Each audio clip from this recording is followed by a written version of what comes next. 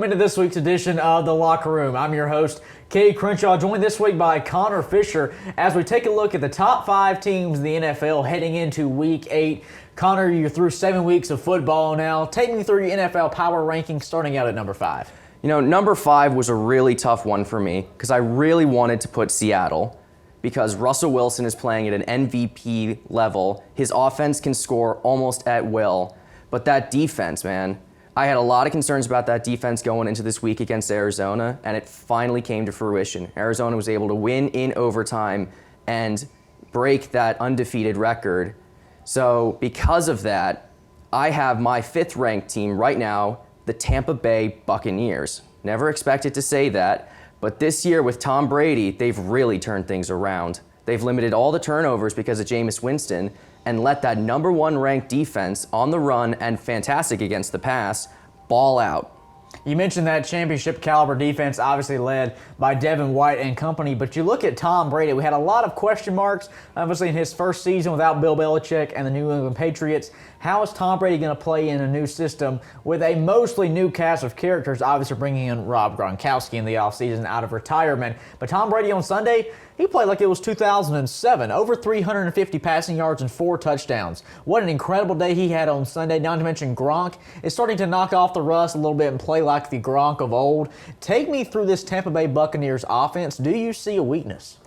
Frankly, I think the weakness is that they have too many mouths to feed, which is a fantastic weakness to have.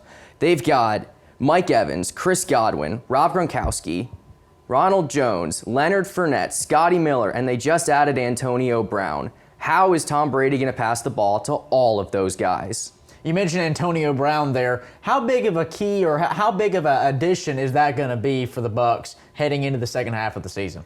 Well, honestly, I think Antonio Brown can still produce in this league, but in the pecking order of this system and because of Bruce Arians' previous attitude towards Antonio Brown, he's probably looking at 4th or 5th in the depth chart right now and will have to earn his spot in the top. The 5-2 Buccaneers checking in at number 5 for us on the NFL Power Rankings. Connor, take me through. Who is number 4? Number 4 is the Baltimore Ravens. This team is the best rushing offense in the league, fantastic at running the ball. They are a stacked defense that just got better after trading for Yannick Ngakoue to help that pass rush. He had 5 sacks over 6 weeks with the Minnesota Vikings, and they are nearly impossible to score on. They allow the fewest points per game in the league at under 18.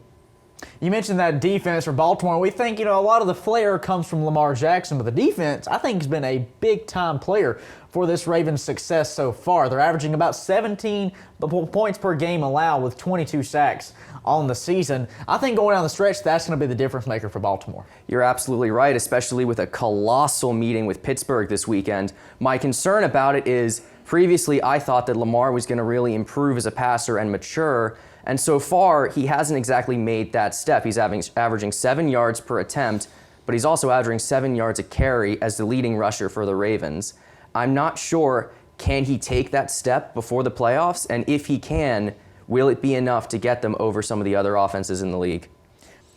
The Baltimore Ravens checking in for us at number 4 on the NFL Power Rankings. And coming in at number 3, I think, is a team that has a lot of offensive firepower across the board. Who checks in at the 3rd spot for you? That 3rd team for me right now is Green Bay. The Packers have enjoyed a fantastic season from Aaron Rodgers. He's number 1 right now in the league in quarterback ranking with over 85. I mean, it's fantastic what he's been able to do. He's been balling out. They've got depth at almost every offensive skill position that can absorb some injuries, and they are playing fantastic. They are running the ball better than I think I've ever really seen the Packers run the ball. It's very interesting to see them do this because they've always been such a finesse team, especially under Mike McCarthy. You mentioned Aaron Rodgers, and I think the biggest weapon's got to be Devante Adams. And when those two are locked in, it is a dangerous offense to play against. They had that loss to the Bucs back in Week 6. They really shook it off. And really, you look at how they dominated on Sunday. Devante Adams just could not be stopped. The most receiving yards by a Packers player since Jordy Nelson back about 2009. So an incredible game on Sunday for Devante Adams. The Packers, they're absolutely rolling on offense. Not to mention a solid defense is backing them up as well under Matt LaFleur. Now let's take a look at the top 2 teams in the NFL, both coming out of the AFC. Who comes in at number 2 for you? It was kind of tough for me to put this team at number 2, but it's the Kansas City Chiefs. You know, a lot of teams in this league have started to impress a lot of people. You know, the Chiefs have been exactly what we expected, and that's why a lot of people are still kind of counting them out. But they are still stacked at almost every position, and they can score on every level. They had touchdowns on offense, defense, and special teams last week against Denver. They are an embarrassment of riches.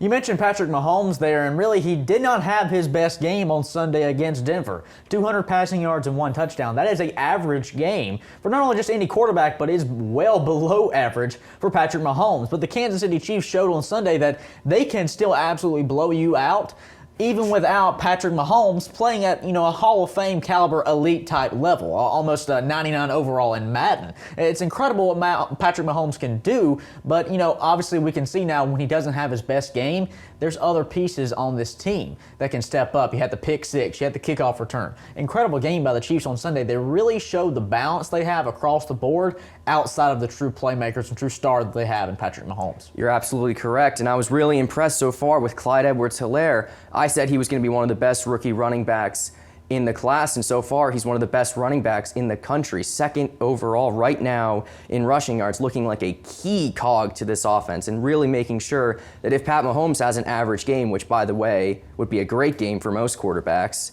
the Chiefs offense can hum.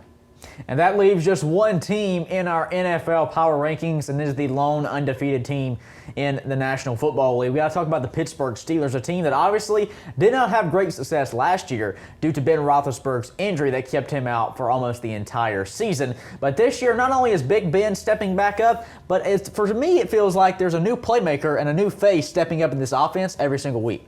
Absolutely. And as much as it pains me to admit this as a Philadelphia Eagles fan, the Steelers are a great team.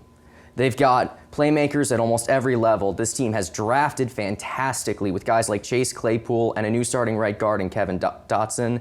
This defense is nearly unstoppable. They're number 1 in the league in sacks, number 1 in total defense.